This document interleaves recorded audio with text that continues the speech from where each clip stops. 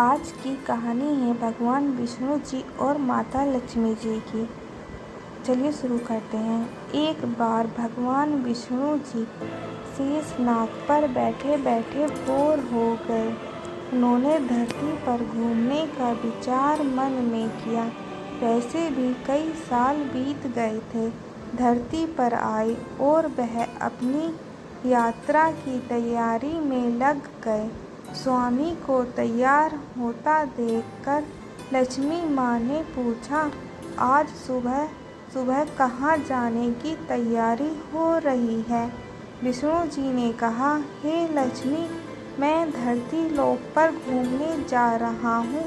तो कुछ सोचकर लक्ष्मी माँ ने कहा, हे देव, क्या मैं भी आपके साथ चल सकती हूँ? भगवान विष्णु ने 2 पल सोचा, फिर कहा, एक शर्त पर तुम मेरे साथ चल सकती हो।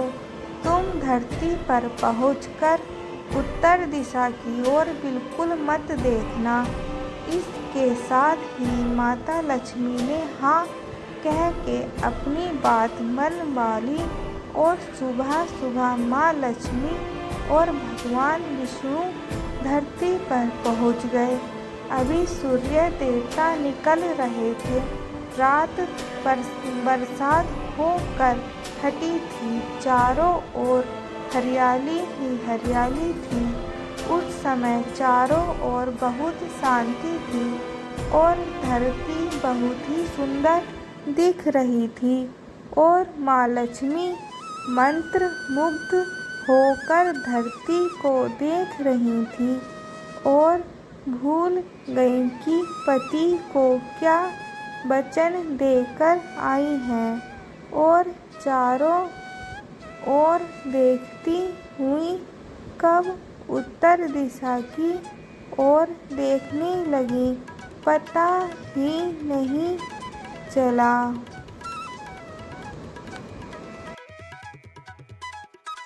उत्तर दिशा में माँ लक्ष्मी को एक बहुत ही सुंदर बगीचा नजर आया और उस तरफ से भीनी भीनी खुशबू आ रही थी और बहुत ही सुंदर सुंदर फूल खिले थे।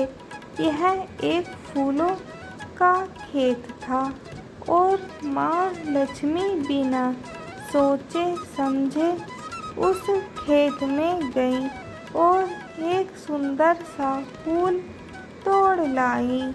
लेकिन यह क्या, जब माँ लक्ष्मी भगवान विष्णु के पास वापिस आई तो भगवान विष्णु की आँखों में आंसू थे और भगवान विष्णु ने माँ लक्ष्मी को कहा कि कभी भी किसी से बिना पूछे उसका कुछ भी नहीं लेना चाहिए और साथ ही अपना वचन भी याद दिलाया। माँ लक्ष्मी को अपनी भूल का पता चला तो उन्होंने भगवान विष्णु से इस भूल की माफ़ी मांगी। तो भगवान विष्णु ने कहा कि जो तुमने जो भूल की है उसकी सज़ा तो तुम्हें ज़रूर मिलेगी। जिस माली के खेत से तुमने बिना पूछे फूल तोड़ा है, यह एक प्रकार की चोरी है। इसलिए अब तुम 3 साल तक माली के घर नौकर बनकर रहो।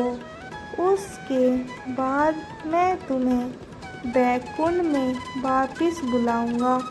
माँ लक्ष्मी ने चुपचाप सर झुकाकर हाँ कर दी और माँ लक्ष्मी एक गरीब औरत का रूप धारण करके उस खेत के मालिक के घर गईं और मालिक का नाम माधव था।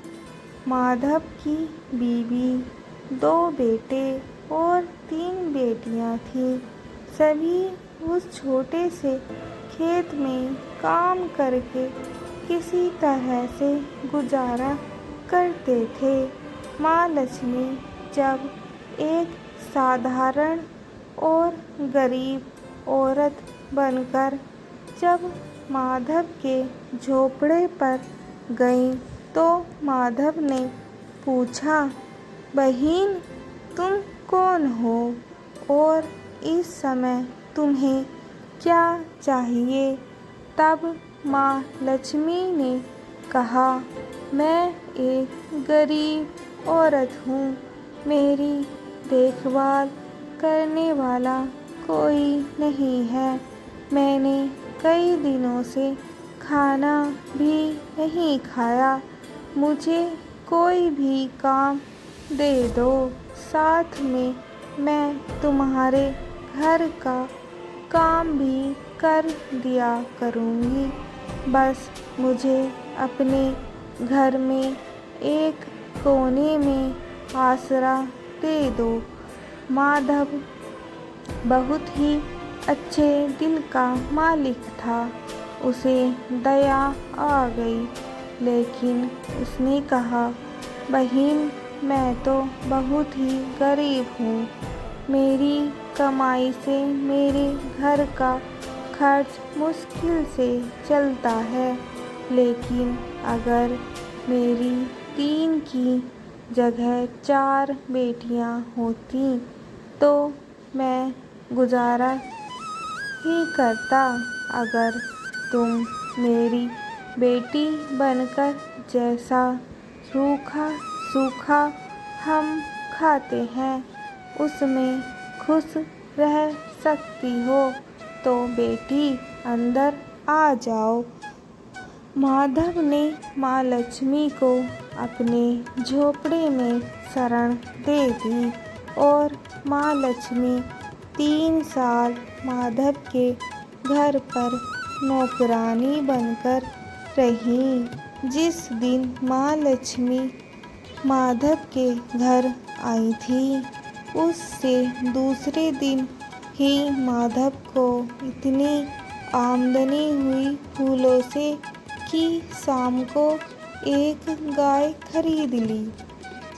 फिर धीरे धीरे माधव ने काफ़ी ज़मीन खरीद ली और सब ने अच्छे कपड़े भी बनवा लिए और फिर एक बड़ा पक्का घर भी बनवा लिया।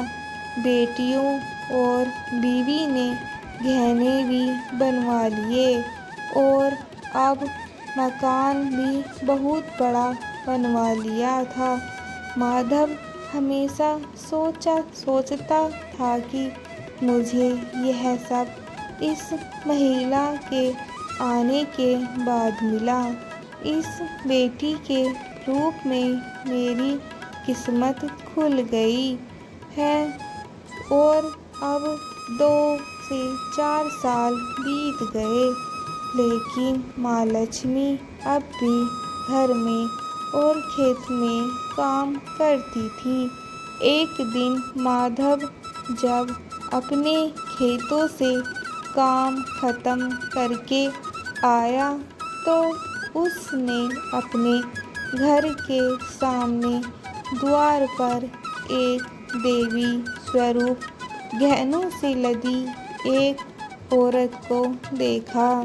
ध्यान से देखकर पहचान गया, अरे यह तो मेरी मुँह बोली चौथी बेटी यानी वही औरत है और पहचान गया कि यह तो माँ लक्ष्मी है। अब तक माधव का पूरा परिवार बाहर आ गया था और सब हैरान होकर माँ लक्ष्मी को देख रहे थे।